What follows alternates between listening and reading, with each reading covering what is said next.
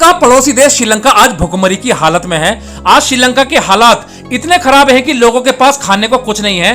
देश में पेट्रोल खत्म है, बिजली में भी 10 से 14 घंटे दिन की कटौती हो रही है। अस्पतालों में मरीज दम तोड़ रहे हैं। इसकी वजह से आज श्रीलंका के लोग सड़क पर आ गए हैं। लेकिन सवाल ये उठता है कि आखिरकार ऐसा क्या हो गया जो श्रीलंका आज इतनी बुरी स्थिति में पहुंच गया है।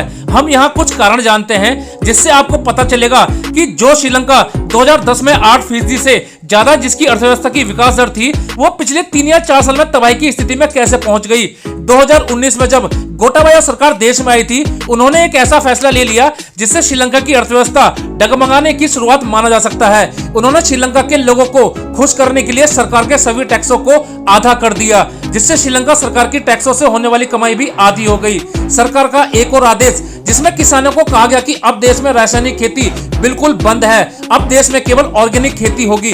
आप खुद समझिए, श्रीलंका एग्रीकल्चर में एक उन्नत देश भी नहीं है और जिस देश की 90% खेती रासायनिक खादों से होती थी, उनको केवल एक आदेश के द्वारा हटा देना श्रीलंका के लिए काफी नुकसानदायक साबित हुआ। ऑर्गेनिक खेती के चलते देश की सारी खेती चौपट हो गई, पैदावार खत्म हो गई, जिसके चलते विदेश से बड़े पैमाने पर अनाज, दाल और तेल का आयात शुरू किया गया, जिससे श्रीलंका का विदेशी मुद्रा भंडार पर दबाव आ गया।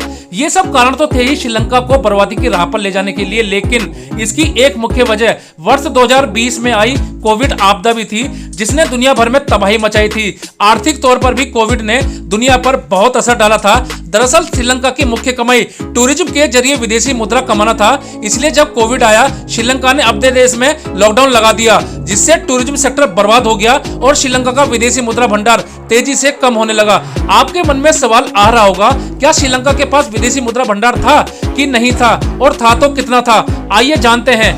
2019 में श्रीलंका के पास $7.5 बिलियन की रकम थी, लेकिन टूरिज्म सेक्टर से कमाई बिल्कुल बंद हो गई, खेती बिल्कुल चौपट हो गई और सरकार के आधे टैक्स कर देने से सरकार की कमाई भी चौपट हो गई।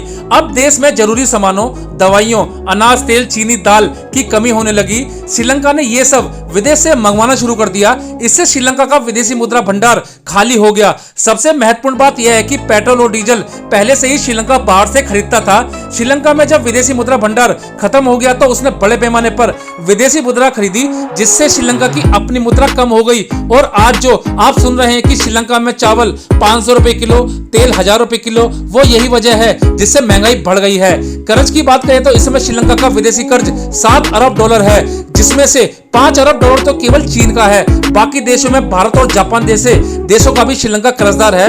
भारत अभी के हालात में श्रीलंका की काफी मदद कर रहा है। भारत ने इसको $400 मिलियन का उधार दिया है और $500 मिलियन का तेल और ईंधन भेज रहा है और लगभग $1 बिलियन का कर्ज उसे खाने और दवाइयों के लिए दे रहा है। दोस्तों, आपको श्रीलंका की स्थिति के बारे में क्या कहना है, कमेंट बॉक्स में जरूर बताएं।